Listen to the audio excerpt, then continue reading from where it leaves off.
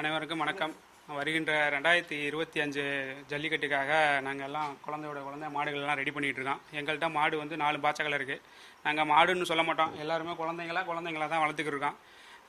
Training வந்து இப்போ என்ன கொடுத்துருக்கோன்னா, நீச்சல் பயிற்சி, குத்துற பயிற்சி, நடைப்பயிற்சி எல்லாம் கொடுத்துருக்கோம். மாட்டுக்கு தீவனம் என்ன வைக்கிறோம்னா, மத்தியானம்னா கேஎஸ் தீவனம், குச்சி தீவனம் அந்த மாதிரி ஐட்டங்கள். காலையில் வந்து பச்சரிசி, வாழைப்பழம் அந்த மாதிரி ஐட்டம் கொடுத்துருக்கோம். நைட்டு பேரிச்சம்பழம், கடல மிட்டாய் அந்த மாதிரி ஐட்டங்கள் கொடுத்துருக்கோம்.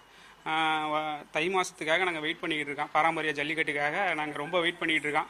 எல்லாருமே ரொம்ப வெயிட் பண்ணிக்கிட்டு இருக்கோம். அந்த வாட்டி மாடு என்ன மாதிரிலாம் போயிட்டு மாடு வந்து நாங்கள் புதுக்கோட்டை மாவட்டம், மதுரை மாவட்டம், நாங்கள் தேனி மாவட்டம், நிறைய மாவட்டத்துக்கு போயிட்டு நிறைய பரிசு வாங்கியிருக்கோம்.